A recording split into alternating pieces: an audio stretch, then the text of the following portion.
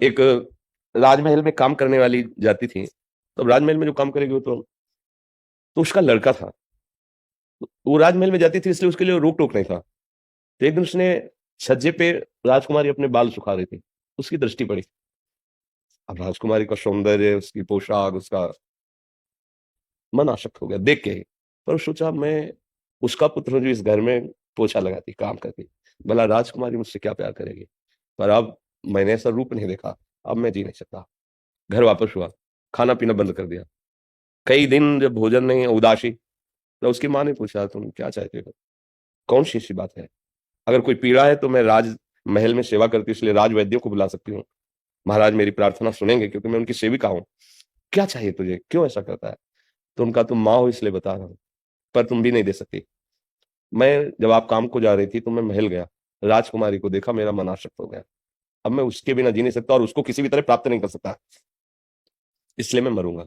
मैं उसके बिना नहीं। एक दृष्टि मन चाहा सौंदर्य देखा तो प्राण निछार कर दिए, सारे भोग फीके लगने लगे और शरीर का भी प्यार छूटने लगा। मैं शरीर छोड़ूं, देखना प्रेम की महिमा देखो। और उसकी हिम्मत कैसे पड़े मां की, पर पुत्र से बढ़कर कोई नहीं है। उसने अपनी जान की भी परवाह न करके राजकुमारी से मिलने का समय लिया और गई और कहा कि मैं आपकी चरण सेविका हूँ, आपके महल का पोछा लगाती हूँ, साफ करती हूँ। जो कहने जा रही हूँ मृत्यु दंड देने लायक बात है, पर यदि आप क्षमा करें तो मेरी हिम्मत बने। तो उन्होंने नहीं नहीं आप बोलिए क्या बात। तो उनका बता रही हूँ कि मृत्यु दंड ले आप दे सकती मुझे। मेरा पुत्र आपके रूप यौवन पर आसक्त हो गया है और जिस दिन से देखा उस दिन से भोजन नहीं पाया। कह रहा मैं प्राण त्याग दूं, बस मैं आपसे भीख मांगती हूँ कि मेरे पुत्र को मेरी सामर्थ्य ये कहने की नहीं कि आप मेरे पुत्र का वरण कर लें, पर मेरी सामर्थ्य कि आप मेरे पुत्र को बचा लीजिए। तो उनका ठीक है, आप भेजो पुत्र को। वो बहुत विवेकवान थी, पुत्र है। तो उनका तुम मेरे इस रूप पे आ सकते हो। तो कहा जी। 3 दिन बाद आना, अगर ये रूप आपको पसंद आएगा तो मैं ये शरीर आपको दे दूंगी। जाओ, खाओ पियो मौज से रहो, 3 दिन बाद आना। और उसने राजवैद्य से अधिक शौच होने वाला पदार्थ ले लिया, जो पानी ही पानी, पानी ही पानी। 3 दिन लगातार 20-50 शौच, और उसको स्वर्ण के पात्र में रखवाया। 3 दिन बराबर शौच होने के कारण चेहरे की आकृति बदल गई, शरीर ऐसा। बुला उसको और मल के ढक्कन खुला रखो, पूरे कमरे में बदबू, घृणित बदबू।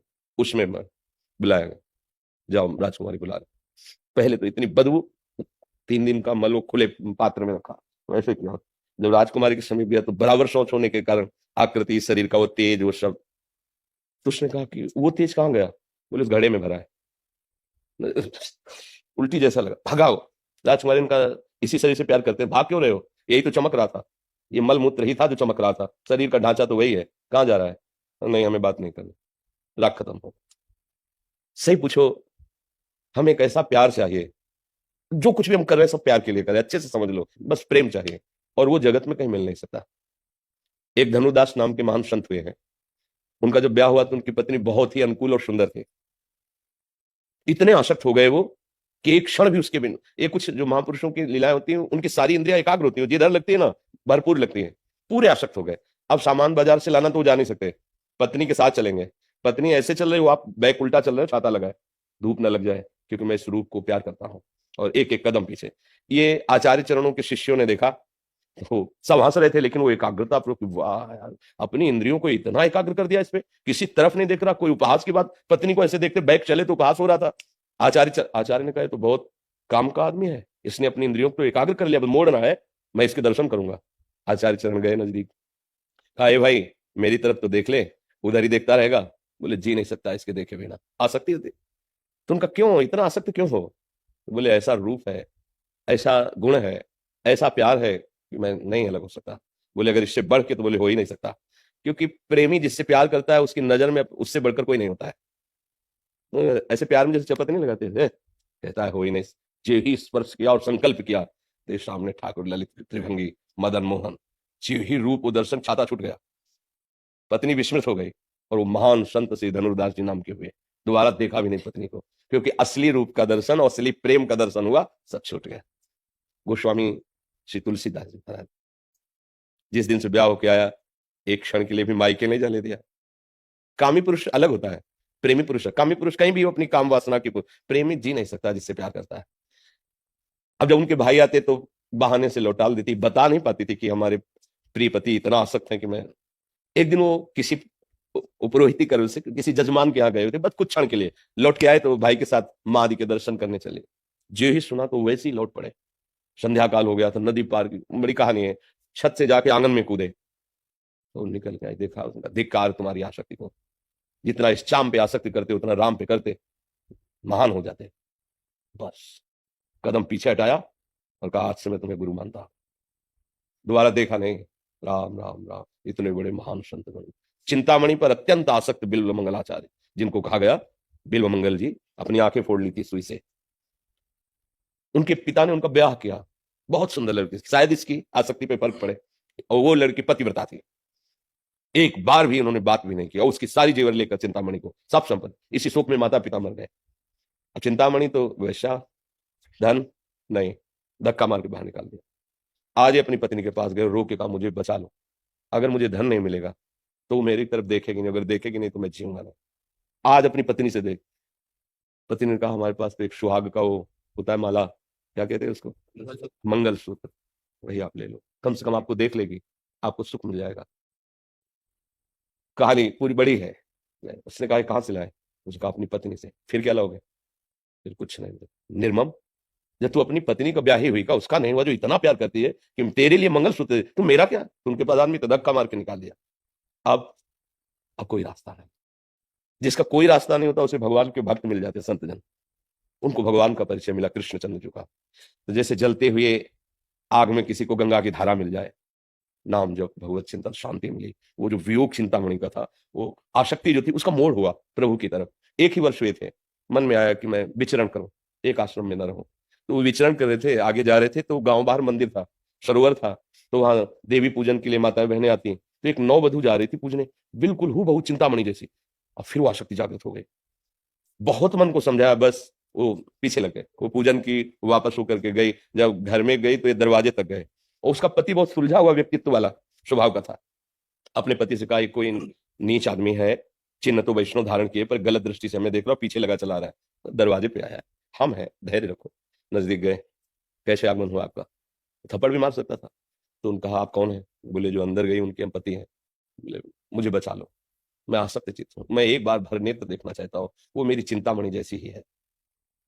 उनका ठीक है, आप हमारे अतिथि हुए हैं, हम आपकी सेवा। पत्नी से कहा, तो उसने कहा प्रभु कुछ गलत बोले, हम है ना, चिंता बैठो, आराम से उसे, उसकी भावना है ना दर्शन है, आराम से दर्शन। हिम्मत उसकी आई, पत्नी गई। फिर उसको जलन हुई, अरे नेत्र तूने मार दिया मुझे, वहां से ठोकर खाया था, प्रभु की शरण में गया, अब प्रभु से फिर तूने हटा दिया, ये अभी दिखाई देगी फिर छुप जाएगी, फिर क्या करूंगा। तो उनका मेरी एक बात मानो, 2 सुइयां हमें दे सकते हो, हाँ बस अभी ला तो घर है। और कहा है नेत्रो, संसार से ठुकराया हुआ भगवान की शरण में गया, और तूने फिर मुझे भगवान से विमुख कर दिया सच्चे प्यार से, अब तुझे रखूंगा नहीं। जय श्री कृष्ण। दोनों नेत्र फोड़ लिए। अब जो जन्म से अंधे थे उनका अभ्यास होता है चलने का, और ये तो अभी अभी आंख फोड़ी है। घर में चीख मच गई, कहा नहीं, किसी का अपराध नहीं, ये मैं अपने नेत्रों का अपराध मानता हूँ। चल पड़े। लोगों से पूछा किधर वृंदावन है, मुझे वृंदावन का रास्ता बता दीजिए। अब पूर्वाभ्यास है नहीं, तो एक अंधा कुआं था रास्ते में, उसमें गिर गए। जे गिर गए, अब कृष्ण की सेवा कौन, हाँ कृष्ण। तो आवाज आई, बाबा हाथ दो। तो सोचा इतना बड़ा हाथ किसका हो सकता है, वो तो अजान बाबू भगवान के ऊपर 1 सेकंड में, इतना सुकुमल, इतना सौरभ, इतना भगवान छुड़ाए, समझ गए। तो उनका बाह छुड़ाए जात हो, निबल जान के मोहे, और हृदय से जब जाओगे तो सबल सराहूं तो है। वो महान आचार्य बने, बिल्व मंगलाचार्य, श्री कृष्ण प्रेम की मूर्ति। हमारा मन प्रेम चाहता है सच्ची माने, पर वो जगह जगह धोखे खाकर फिर भी संसार में ही उसकी पूर्ति करना चाहता है, ये गलत बात हो गई है।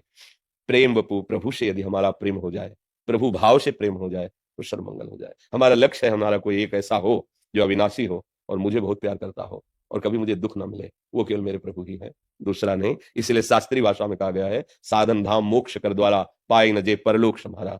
संस्कृत में कहा गया, दुर्लभो मानुषो देहो देहे नाम क्षण भंगुरा तत्रापि दुर्लभम मन्ये वैकुंठ प्रिय दर्शनम। ये जीवन भगवान और भगवान के प्रेम करने वाले महाभागवतों के दर्शन के लिए मिला है। हमारा जीवन धर्मयुक्त हो और भगवत प्राप्ति हो, अर्थात मैं भगवत प्रेमी बन जाऊं।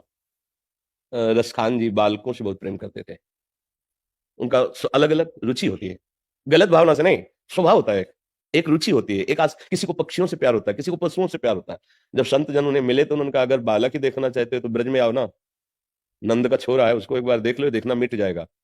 उन्होंने ऐसा कुछ नहीं माना कि कोई भगवान की बात कर रहे हैं, तो वो प्यार करते थे बालकों से वो। और ठाकुर जी भी बड़े लीला बिहारी, मुनि मन ध्यान धरत नहीं पावत।